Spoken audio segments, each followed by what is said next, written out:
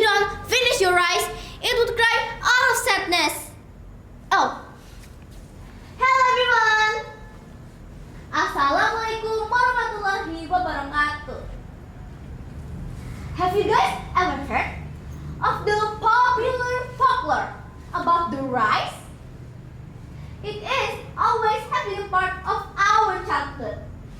Also, you might have heard the story of the origin of rice from the Java land, like the legend of Dewi Sri. But have you heard the ones from the other land? Well, that's why I'm here. Allow me to introduce a story called The Origin of Rice from Karo Land, North Sumatra. Once upon a time, there's a massive drought and a food crisis that has stayed so long in a kingdom. There lived a mother and her son who's named Berudaya. The king ordered the civilians to plant any food as much as they could to survive this crisis. But no matter how hard they tried, the crisis of food kept getting worse. And Berudaya was one of the worst victims. His condition was very weak. Slip into my fingers all the time. Do I really see what's in his mind? Each time I think I keep on knowing. You keep on growing. Slip into my fingers all the time.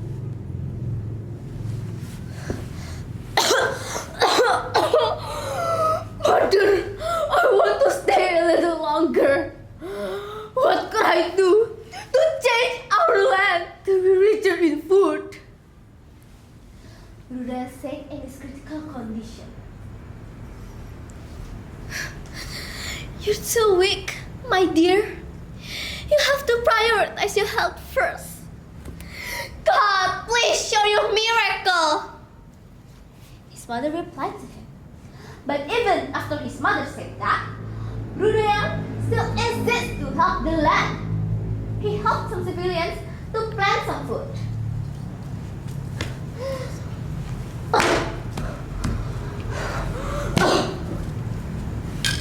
But the civilians did not appreciate his help.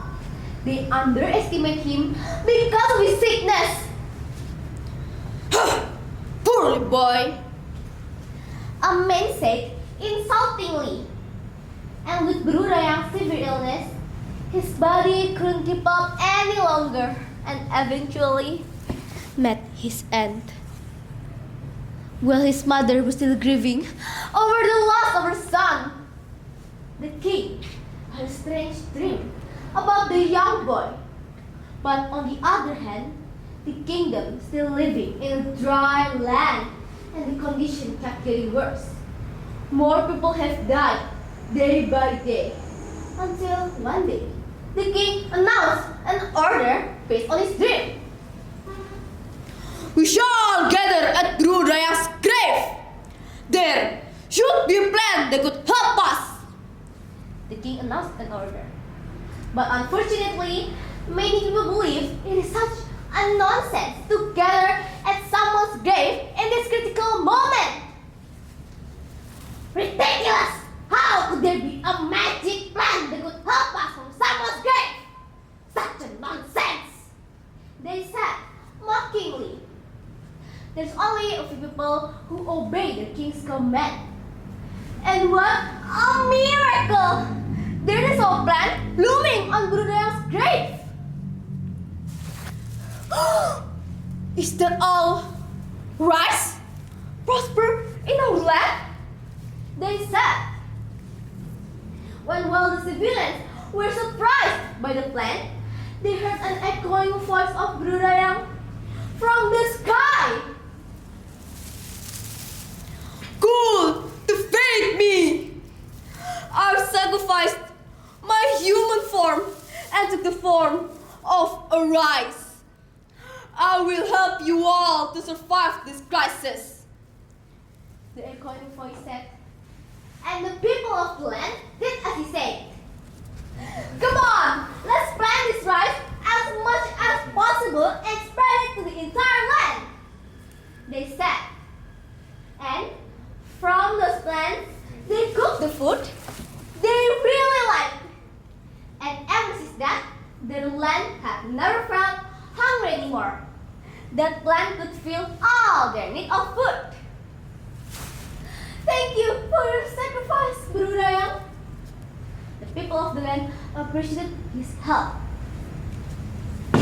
The end. After listening to this story, would you still waste your rice?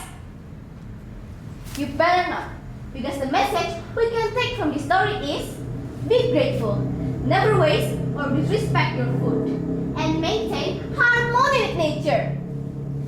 That's all from me today. Thank you for your attention. Wassalam.